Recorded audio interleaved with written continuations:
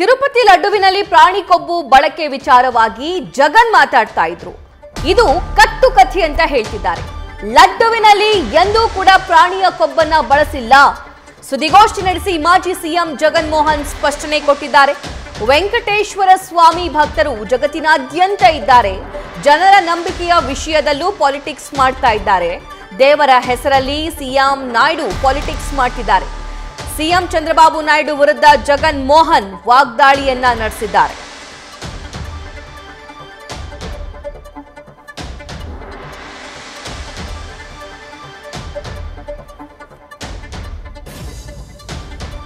A lot of allegations. It's also addressing the media right now. Let's cut across live. రైతుల పరిస్థితి ఎంత దయనీయంగా ఉందంటే ఆర్బీకే వ్యవస్థ నిర్వీర్యం అయిపోతా ఉంది. మళ్ళీ క్యూలు కనిపిస్తా ఉన్నాయి. వ్యవసాయ సలహా మండలి రద్దయిపోయినాయి. ఏ రంగం చూసుకున్నా కూడా తిరోగమనమే. గతంలో వైఎస్ఆర్సీపీ ప్రభుత్వంలో మా హయాంలో ప్రతి పథకము పారదర్శకంగా జరిగేది, డోర్ డెలివరీ జరిగేది.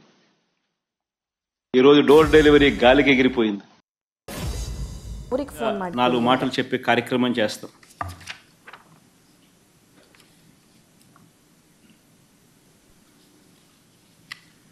This so-called controversy concerning our temple is very unfortunate. The worst part is, why did Chandrababu Naidu resort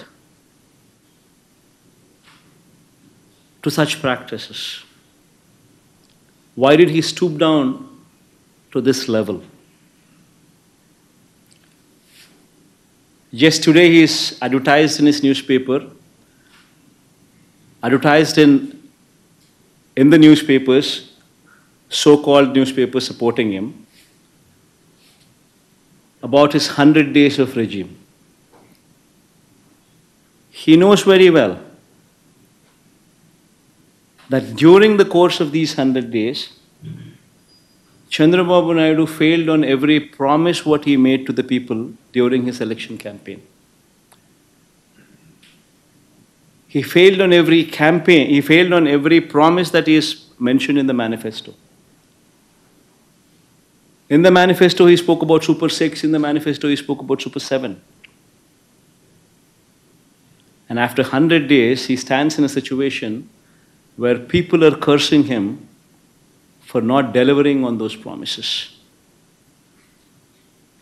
And to divert people's attention.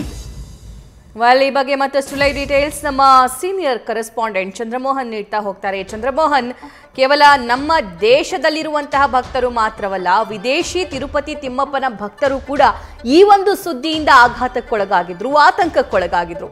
ಇದೇ ವಿಚಾರಕ್ಕೆ ಸಂಬಂಧಪಟ್ಟಂತೆ ಈ ಆರೋಪಿ ಸ್ಥಾನದಲ್ಲಿರುವಂತಹ ಜಗನ್ ಕ್ಲಾರಿಫೈ ಮಾಡಿದ್ದಾರೆ. ಏನೆಲ್ಲ ಮಾತಾಡಿದ್ರು ಪ್ರೆಸ್ ಮೀಟ್ನಲ್ಲಿ? ಹೌದು ಸಭಾ, ಈಗ ಮುಖ್ಯವಾಗಿ ನಿನ್ನೆಯಿಂದ ಆಂಧ್ರ ಮತ್ತು ಭಾರತದಲ್ಲಿ ಈಗ ತಿರುಪತಿಯ ಲಡ್ಡುವಿನಲ್ಲಿ ಕಲಬೆರಕೆ ಆಗಿದ್ದ ಅಂಶದ ಬಗ್ಗೆನೇ ಚರ್ಚೆ ಆಗ್ತಾ ಇದೆ. ಇದು ವಿವಾದಕ್ಕೂ ಕೂಡ ಕಾರಣ ಆಗಿದೆ.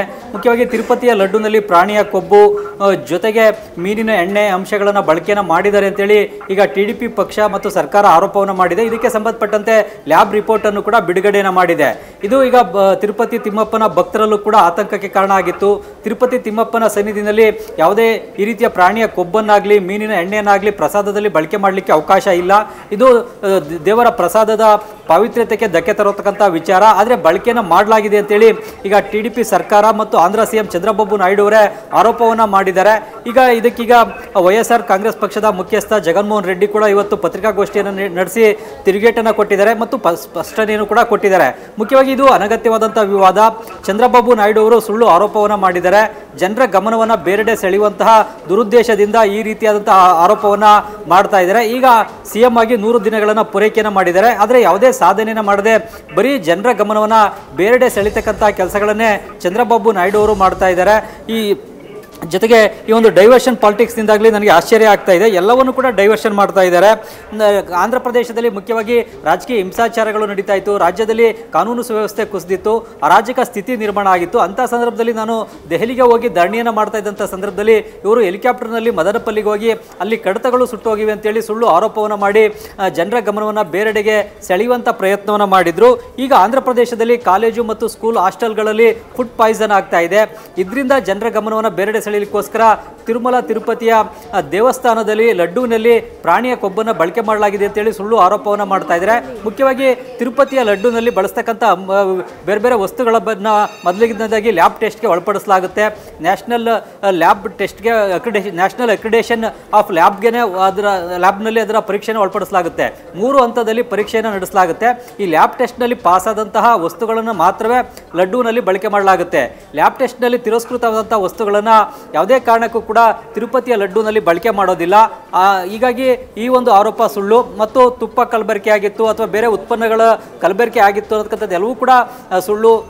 ಇದೆಲ್ಲವೂ ಕೂಡ ಒಂದು ಚೀಪ್ ಪಾಲಿಟಿಕ್ಸನ್ನು ಚಂದ್ರಬಾಬು ನಾಯ್ಡು ಅವರು ಮತ್ತು TDP ಪಕ್ಷ ಮಾಡ್ತಾ ಇದೆ ಅನ್ನೋ ಒಂದು ಆರೋಪವನ್ನು ಮಾಡ್ತಾ ಇದ್ದಾರೆ. ಜೊತೆಗೆ ದುರ್ಮಾರ್ಗವನ್ನು ಈಗ ಚಂದ್ರಬಾಬು ನಾಯ್ಡು ಅಂತವರು ಹಿಡಿಯುವಂಥದ್ದು ಸರಿಯಲ್ಲ. ಮುಖ್ಯಮಂತ್ರಿ ಹುದ್ದೆಯಲ್ಲಿ ಇದ್ಕೊಂಡು ಈ ಥರದ ಮಾತುಗಳನ್ನು ಆಡ್ತಕ್ಕಂಥದ್ದು ಸರಿಯಲ್ಲ.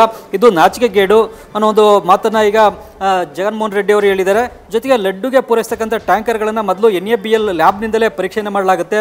National accreditation of board of ಲ್ಯಾಬ್ನಿಂದ ಪರೀಕ್ಷೆಯನ್ನು ಮಾಡಲಾಗುತ್ತೆ. ಇದು ಕಂಪಲ್ಸರಿಯಾಗಿ ನಡೆಯತಕ್ಕಂಥ ಪ್ರೋಸೆಸ್ಸು. ನ್ಯೂಸ್ ಫಸ್ಟ್ ನಿರ್ಭೀತಿಯಿಂದ ನಿಮ್ಮ ಪರವಾಗಿ.